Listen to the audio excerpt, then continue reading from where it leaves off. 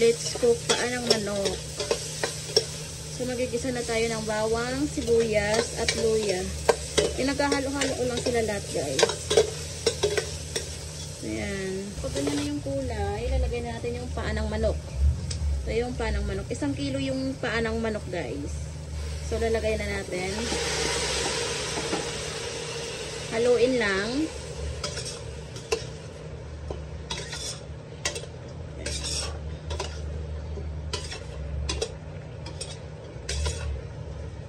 Haluin muna natin.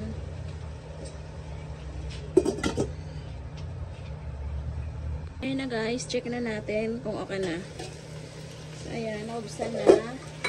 Haluin lang natin.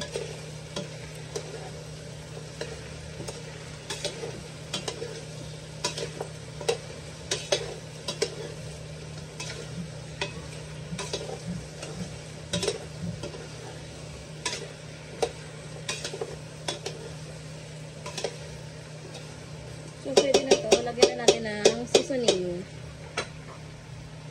Nor cubes, chicken. Lagyan natin ng toyo. Tansyahan lang to guys ha. Depende sa inyo kung gaano kadami nyo ilagay yung toyo. Then, suka. Suka. Tansyahan lang din to guys. Depende sa inyo kung gaano kadami ilalagay nyo. Then, maglagay tayo ng kaunting salt.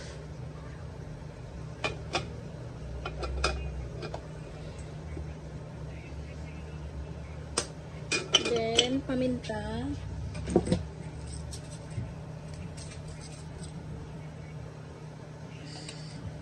So, okay na yun guys. Takpan lang natin ulit. Check na natin. So, tcharan! Oh my goodness. So, yummy. Haluin lang natin ulit.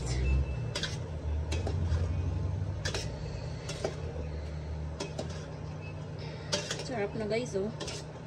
Tikman, nasahan muna natin kung okay na yung lasa niya. Check natin.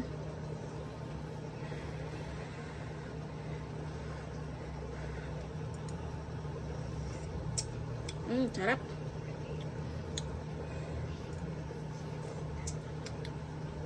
Okay na yung lasa niya guys.